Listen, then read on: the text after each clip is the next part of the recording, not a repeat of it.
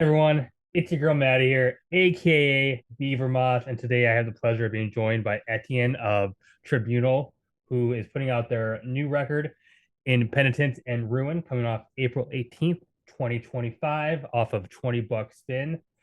Thank you so much for taking the time to join me this evening. How are we doing? Doing great. Thank you so much for having us. Or I guess myself. Yeah, Like I just mentioned before you started recording, unfortunately, Soren couldn't make it tonight. He's just feeling a little bit under the weather. So usually we try to do these interviews together unless it focuses on somebody's particular interests. But today it's just me, yeah, no unfiltered. worries. Yeah. Um, Well, this is your second album following up 2023 is The Weight of Remembrance. Yep. Um, and I'm always curious when bands are putting out their sophomore release, what does the lead up feel like? How do you compare that process, anticipating the release of a sophomore release versus, putting out your debut? It feels it's funny because it feels different, but also similar in different ways. Like it's been cool. We did both albums with 20 Bucks Spin, which Mhm. is they've been a really great label. But they have certain patterns or certain rhythms. They do two singles. We did the second single as a music video. There's similar spacing, so it has a similar rhythm and a feel. And I think the first album's release cycle was quite interesting because on one hand, we had very little expectation going into it. We were a band with basically no following. We hadn't done any real EPs or demos or anything, so we didn't really have much expectation. But at the same time, once we kind of got picked up by our dream label, 20 Bucks Spin, there was that sense of okay, Yeah. something's probably good. Like people are probably going to hear this. Yeah. So yeah, I think both albums have a bit of that sense of anticipation of people are going to listen to this, and that's really exciting, and a little bit scary, but something we're very grateful for. Because certainly in previous bands, I've done the cycle of you make music, you put it out there, you're really proud of it, your mom tells you it's great, and life goes on. Because that's the hardest Yeah. part is getting anybody to hear it, and that's something that we're very grateful to, the label, but the whole media ecosystem, yourself included, for helping make that happen. So thank you. Yeah, I very much remember when that record came out. Yeah, I wasn't aware of you at the time, but it made its way around the metal blogosphere quite quickly. I think probably what helped was like I think the album art was really good. The candles and all, it was like very Yes. striking. Like, and of course, tying your name to 20 Buck Spin, people wanted to listen to it, so it got some buzz, and Yeah, that no, must feel I really good. love the art. I'm not sure if you know, but those are both covers are hand painted by Soren. Oh wow, okay. Very talented, but also just Yeah. that sense of getting to keep everything in house, so it's a super cohesive vision. And we talk a lot about things like color palettes and specific iconography and images that we use that we associate with the band. And that's something I think people have really picked up on. I think they really like, that it has great art, but it's not just like, oh, you commission somebody to do a really cool piece of art, but it's actually like a very deliberately constructed visual image that we try to create. Absolutely. Well, for those who may be unfamiliar with your band, maybe this is the first time they're hearing about you. You play sort of I would say like a symphonic tinged doom metal, probably something fans of like My Dying Bride would enjoy. Would you say that's a fair way to categorize your music? Yeah, I think that's very fair. I think usually the way I go when I try to describe what we are is I sort of think about us as being a synthesis between my songwriting and Soren's, which are two sets that are very compatible but also quite distinct from each other. Like I Mhm. love Gothic Doom, I love My Dying Bride, I love You'll Swallow the Sun. Draconian are my number one influence. Whereas Soren, I think, comes from a bit of a distinct direction. She likes My Dying Bride a fair amount, but like the rest of those bands, she's not really listens to as much. She's much more of a trad epic, like just loves Candlemass, but also loves a bit, yeah, and that so a bit more of that kind of epic sound, and then also has more Yeah. of that cult doom, and a bit more of like there's some weird Italian stuff, like I think like Mortuary Drape and Abysmal Grief type Mortuary Drape, stuff. yeah. Italian black metal. That is a very weird band. Yes. But I may or may not be misspeaking because ultimately I'm talking about some stuff that someone else listens to. But I think it's cool because I think that sort of our band is founded on that blend of sort of trad doom with that more gothic stuff. Mhm. But it sort of steers us a little bit away from pure worship, maybe, because neither of us really love each other's influences too much. So we're not just going to sit there and be like, okay, let's just sound like Candlemass, or like, Yeah. if it was up to me, we would just make an album that sounds exactly like Draconian Sovereign. And that's already been made. They already did that. So it's Mhm. kind of cool to have that synthesis that makes like I'm not going to claim we're like a radically groundbreaking band because we're not, but it makes things at least a little bit different. So that's nice. And it's cool that you are kind of allowing your this synthesis, as you mentioned, kind of letting your two influences kind of inform each other, and not just trying to be just trying to pigeonhole yourself into a band that tries to be one sound. I mean, you mentioned Candlemass, of course. Every week I get a band in my inbox or a promo of a band that's trying to sound like Candlemass, and I'm like, I'd rather listen to Candlemass because Candlemass sounds better.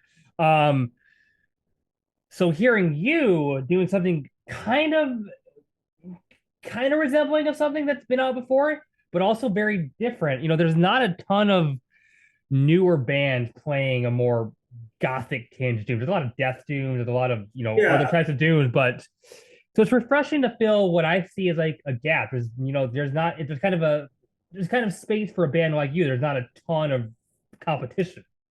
Yeah, that has Yeah, been a very interesting thing because certainly fans of the style oftentimes say that. Like they get really excited because there's not a ton of new bands in that space. And mhm. certainly I think there are bands that I think we have a certain amount of kinship with. Like certainly I think a lot about Mother of Graves, who just put out a really good new record last year that I think Yes. has a lot of that like kind of old school Catatonia type vibes. Hmm. But even then, that's very I think they sound pretty different than us in a lot of ways. So, Yeah. there is a lot of space in it, and that's kind of fun. Yeah, Mother of Graves takes on a more, I can say like more of a somber death doom type approach. But Yeah. but there is some similarity between you guys for sure. Yeah. Um, Now we've already mentioned you're on 20 bucks spin. Yep. Iconic label, one of my favorites. Anything they put out, it might not be my taste, but I'm at least going to listen to it because it's 20 bucks spin. So that gives me two questions. One, what has it been working with 20 bucks in and being on that roster? Let's start there. It's been honestly incredible.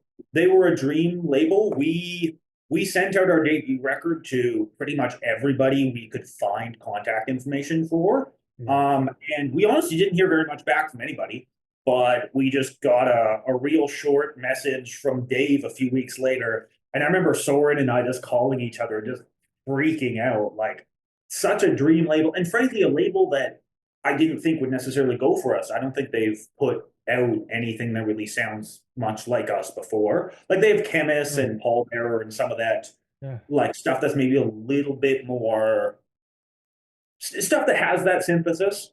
Like yeah, not too far off what we're doing, but I definitely think about them as being very heavy on the death metal right now, but having that spread, which is really cool. And we were super excited about it. And like you say, it's just one of those labels.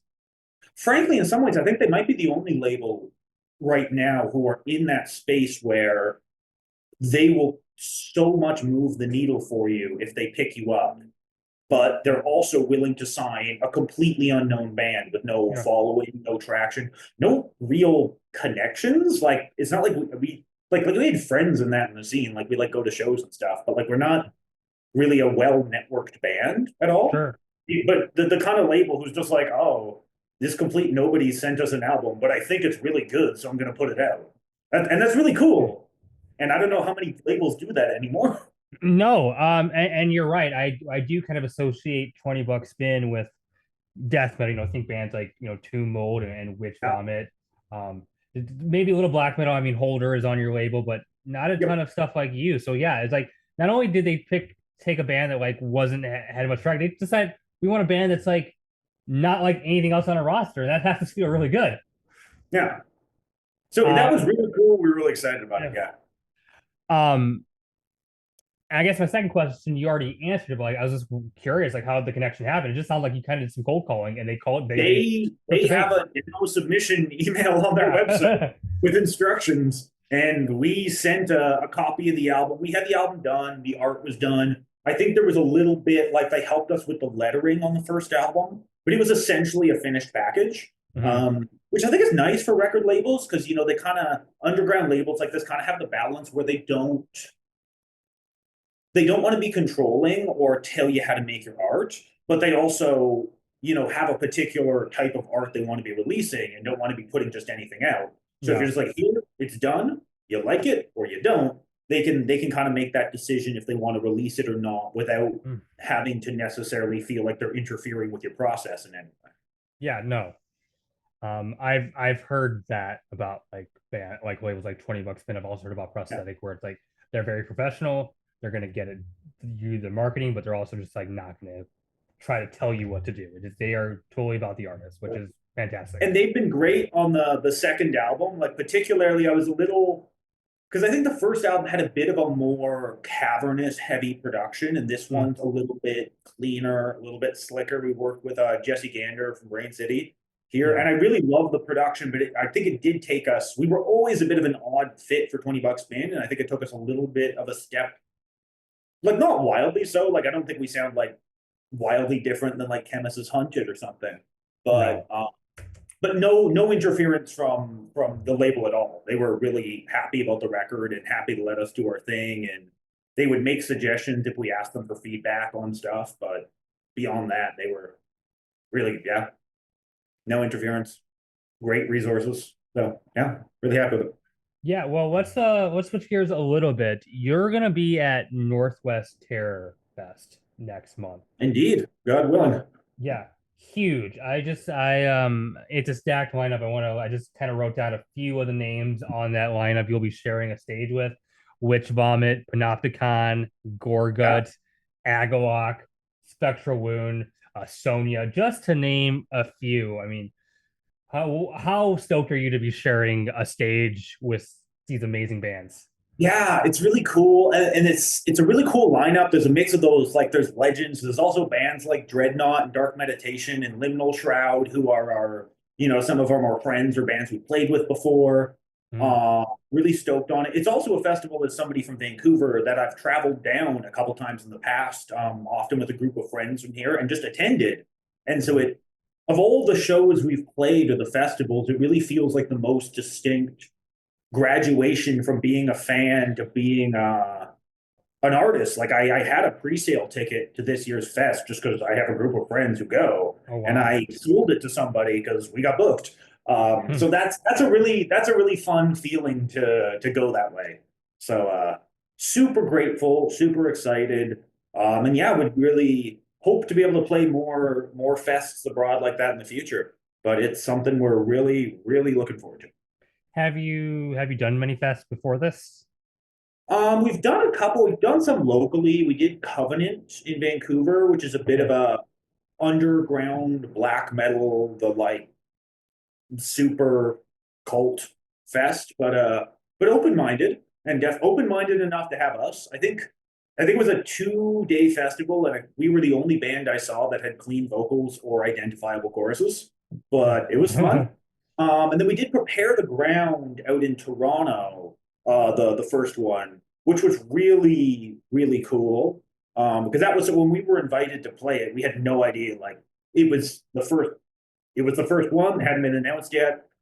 So we were really stoked to be involved in that. But I think we didn't even know the scope of how big it was going to be till they started rolling out lineup announcements. But that was really fun. Um, but yeah, that's it for now. But we'll see. Yeah. We'll see what the future holds. I know you also besides that fest, you are going to be playing some dates kind of in your area, the Northwest, Yeah. staying in Vancouver, maybe going down to Washington a little bit. Do you plan Yeah. on expanding, further east at all? Hitting maybe the central parts of the two countries, getting the East Coast? Yeah, we'll see. We'll see what happens. We've done the prairies before. It's there's a lot of Canada in Canada and not a lot of people. Yeah. Like it was fun. but it's a really long way to go. I'm not sure. Where are you based out of in? I'm in Minneapolis, so I consider myself a dollar store Canadian. I wish I was Canadian. Okay. We're basically just south. Fair, fair, but Yeah. it's a long way to drive, and it's Yeah. tough. It's tough driving a long way for a show that's just not that big. So I don't know if we're going to be able to swing that. I think we'll Mhm. definitely go to Alberta. Yeah. That's where I'm from originally. And I'd love to go further, and I'd love to be able to do like Toronto and Montreal by road, but there's just like getting across Western Ontario is just a lot of driving. Yeah. I think we're much more. We're planning on trying to head south. The festivals require us to get visas, of course, so we're going to try to get our money's worth out of that. So we got some Mhm. plans that are sort of floating around up in the air, but are starting to solidify. But yeah, we'll see what happens. But Yeah. definitely, no matter what, the intention is to do some touring regionally, some touring locally. We did the fly-in last spring around Prepare the Ground. We did about 2 weeks on the road with a band called Mares of Thrace, Okay. which was fun, but also fly-in tours are a lot logistically, and it did leave me with the deep desire to play in places we can drive to via the road. Mhm. But ultimately, I think I'm super open minded, and for the right offer, we'll go anywheres. Certainly, with our style, we would love to tour Europe at some point. Oh yeah. Um, Far away and expensive, but I think we'd do well there. So Hmm. Maybe even just like if you could play a fest Europe sometime, not even like do a tour, like just yeah. that'd be great. It's like one of those balances because like once you're there, you're like, okay, well, I want to do more and I want to expand. Yeah. But if you could do a fest and the fest just backlines everything and you don't have to deal with gear and transportation, that's an appeal. Yeah. So we'll Hmm. see. We'll see what we can make.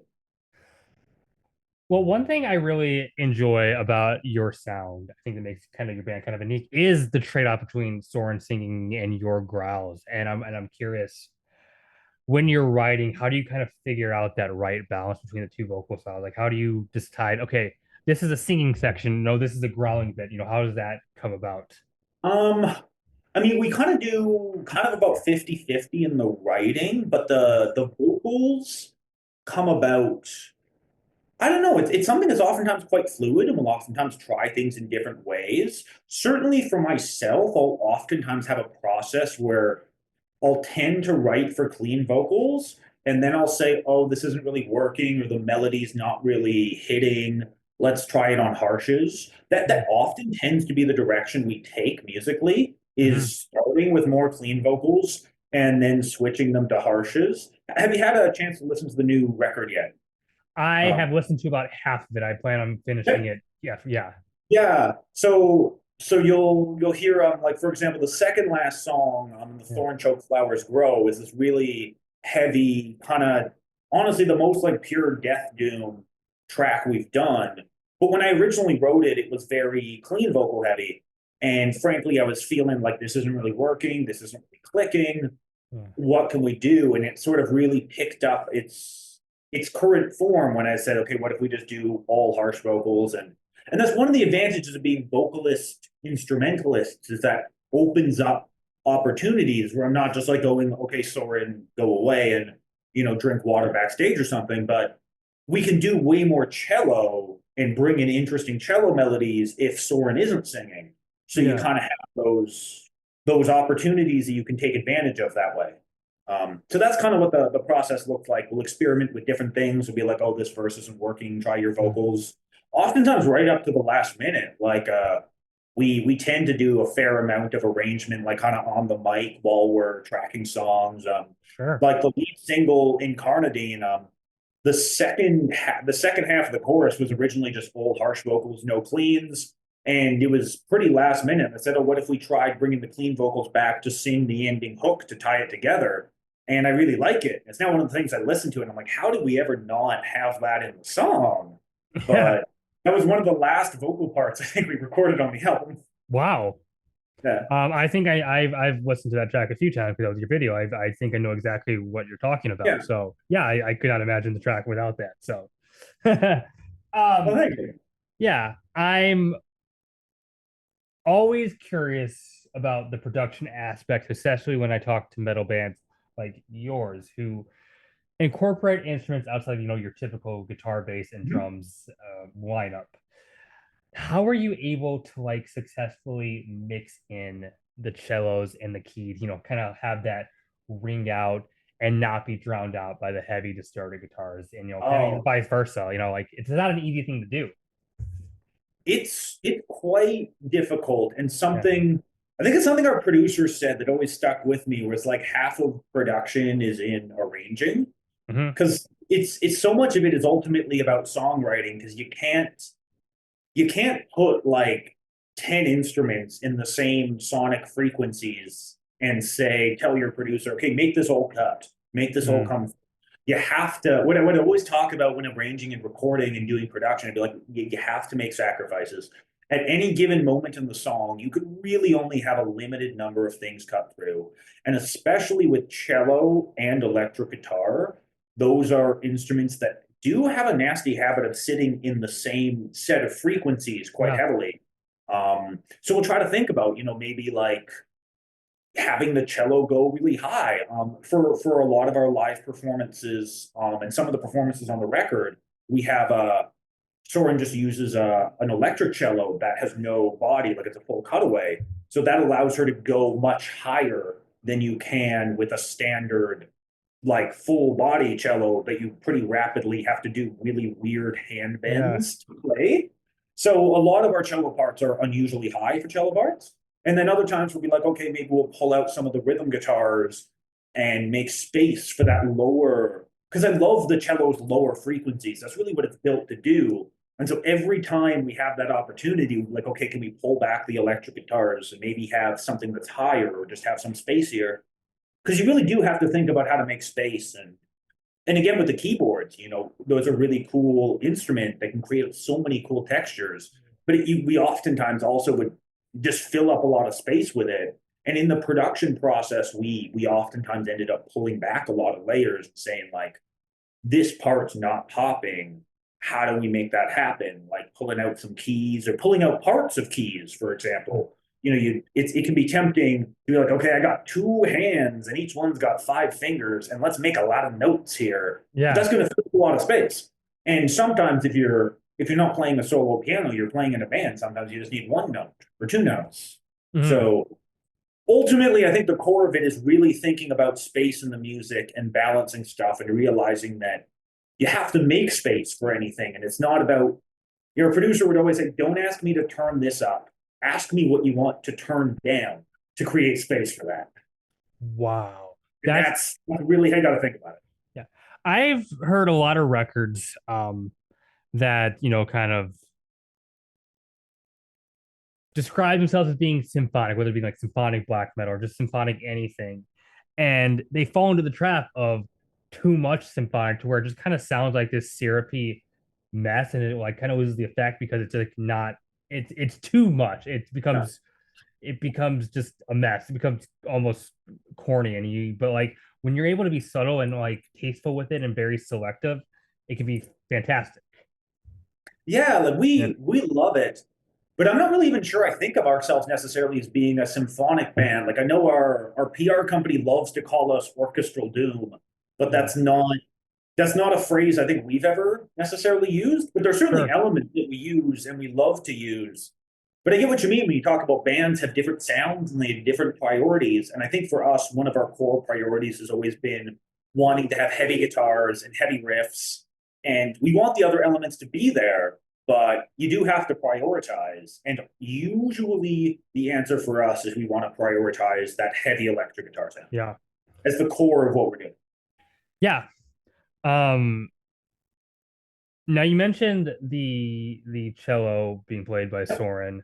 Um and I'm just very curious because Soren also records the bass, if I'm Yep. correct. How does that work live? Does she?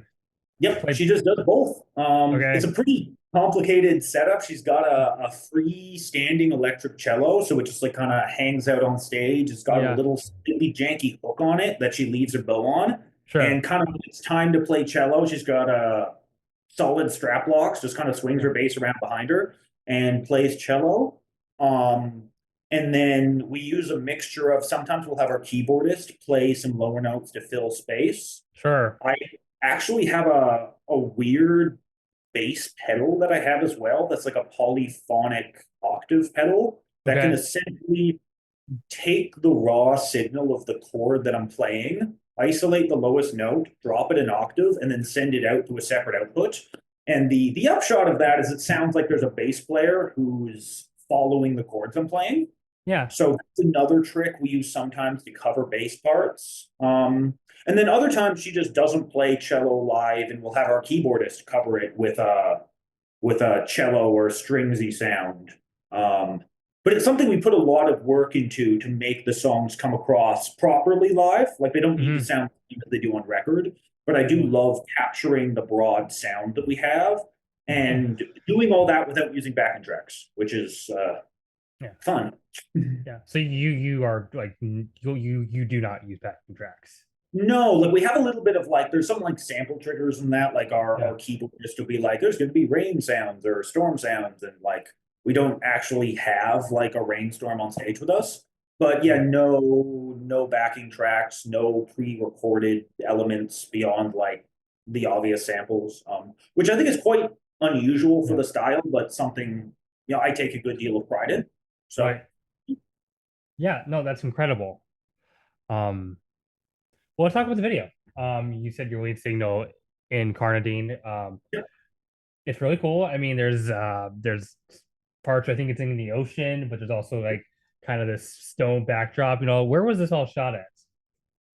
It was all shot here in Vancouver. Yeah. We're right on the coast. So we did two different rounds of ocean photography, one out in North Vancouver, one right down like Jericho Beach. So like we're just like standing, particularly the second round, we're just like on like a very populated beach with a lot of normal people having normal walks and just staring at us, taking their phones out, filming while we're just shamelessly doing this. Um, it's also, springtime in Canada, extremely cold, um, frighteningly so. Yeah. And particularly with like just like being in the salt water and then the fake blood we had was like a mix of I think chocolate sauce and something else. I just remember like sitting in the car like cooking myself with the heating to try not to get like hypothermia and just smelling like this combination of salt water and chocolate sauce all over my face, just being like, this is fine art right here. That's phenomenal. Well, and if I recall, like if that's cool you're talking about, well, you're doing shots. You're not wearing a coat. You're just in like a Yeah, shirt on. Yep. Just like I'm sorry. I mean, not to like make fun of the situation, but I'm just kind of picturing the scenario you're painting where like there's these people on the beach watching, and you're just making these dramatic like it was flailing movements. extremely funny. Yeah. You had to turn off your internal sense of cringe Yeah. because you're like, and especially like when I'm out there in the water, I'm like, we only have like one shot at this. It is so cold. It will not be safe for me to stay out here for any period of time. So you have to nail this one. And it was really fun. It's much more ambitious than the first video we did, but I think it came together really well. Was super proud of it. Was definitely worried. Like a lot of the stuff we were doing out there, I'm like, is this going to look really stupid? Um, but I'm really proud of the end result. And the reception so far has been really great. So Mhm. yeah, really stoked on it. Yeah, we I think worked that with Eric Gustafsson, who's among other things my brother-in-law and a great music video producer. He's done a bunch of stuff for bands locally around here. But yeah, we're super happy with that. was the water freezing. I think there is a shot where Soren is kind of waiting in the water a little bit. So like, Yep. There's some waiting. There's some shots of her like floating in the water. And yes, that was extremely cold. And I'm in there up to my knees. I'm the one holding the camera. above her, and the Oh, tides were like pushing her back and forth, and we kept on having to reset because the tides kept on like pushing her into me during the shots. Um, but it's one of those funny things where like it's all when you're doing it, it's all so stupid and yeah. full of all these goofy moments, but you just get the raw materials to put together a video that I think looks really cool. Yeah. Uh, but it was a lot of fun, a lot of shenanigans. But yeah, really proud of how it all came together. Yeah. And you said the reception's been well. What have you been hearing about it? Just like people love the video, they think it looks cool. They think it Nobody's told me it looks cringe yet, which I'm happy about. I'm sure people think that in their hearts, but that's okay. Um, and yeah, just like a lot of people are looking at it, people are pre-ordering the album. Hopefully people will be excited to see it this weekend in Vancouver. We're going to Hmm. be pulling that out. We're doing the first show in support of the new record, so it's going to have a few songs off the new record in the set. So hopefully people will be excited to hear that. Now I'm curious. You earlier in this interview you mentioned that um, the new record is maybe cleaner in terms of like the Yep. production than the Weight of Remembrance. In any other way, do you think you've like changed or evolved as a band since the last record? I think there's been a lot of little refinements to what we're doing, like the Hmm. same central set of influences. But for example, it's the songwriting is a bit more concise. Sure. We made a deliberate decision to try to write not short songs, but songs that are a little bit shorter. Hmm. I think the shortest song on the first album is about the average song length on this one. Okay. Um, Very tightly edited. Um, there's a bit more, I should say a bit more, dramatically more conceptual. Like it's a sort of a song cycle that's been very deliberately written to fit together into a single concept. Unlike The Weight of Remembrance, which I love that a lot of people have projected different things onto that album, which I think is really cool. And I love what people hear in it. But it is literally just a set of 6 songs that are unified only by the fact that they are songs that we wrote around the same period of time in our lives. And so kind of thinking about the same things, but there was no deliberate concept there. And then there's other like little tiny details, like the fact that we moved up to 7 string guitars this time because we wanted to get some lower notes in there.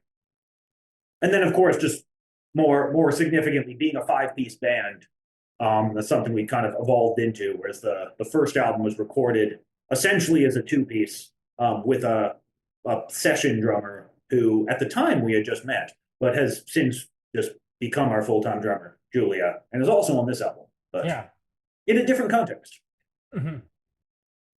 I'm going to ask you a question that I've asked someone else before. Very open-ended question. You mentioned being a big fan of My Dying Bride. Yep. Incredible band, obviously legends for a reason. Why is My Dying Bride so good? There's a lot of stuff that they do that I love. I love the sense of melody. I love the sense Mhm. of beauty. I love the intensity. Yeah. To circle back around to the C word, that is a band who is not afraid to be cringe. And just like I've seen them live, and like Aaron is just like rolling around on the floor and giving it his all, Mhm. and clearly, like I've read interviews with him, and I clearly like a seemingly normal well-adjusted guy who's just like, yeah, we're making intense art, and Yeah. that's something I love. That idea that you're doing something, you're doing it intensely, and you're giving it your all, and you're not like winking at the camera or anything. Um, yeah, I think it's just that intensity and that passion and how that like I've always loved artists that blend heaviness and beauty in different ways. And I think that doom metal and that kind of gothic death doom type sound is just such a perfect way to do that. Hmm. And good guitar melodies. That's important. Oh, absolutely. No, for me, My Dying Bride, I think does better than any other band is like you said, the intensity, but they violently project sadness, right? Like there's a lot of Yeah. sad bands. But they're a way to do it that's so in your face and like make like they want you. they're not asking you to feel the sadness with them. They're forcing the sadness on you. Like you are going to feel this. This is pain, and we are throwing it at you. And that's such a bold way of doing it. Yeah, and Aaron just does like such a unique vocal style. Like I'm really curious to see what their shows will look like with Miko on guest vocals because have such a hard time imagining how anybody else could do those could replace him in that context. He has such a unique approach. But yeah, that's why I spent so much time talking about them recently because we did an interview the other week where it was like sitting down and listening to an album in full that we picked with the Oh, interviewer, and we picked "Feel the Misery," their 2015 album. wow. So, Okay. but yeah, I absolutely love that record. But they're yeah, definitely a core influence.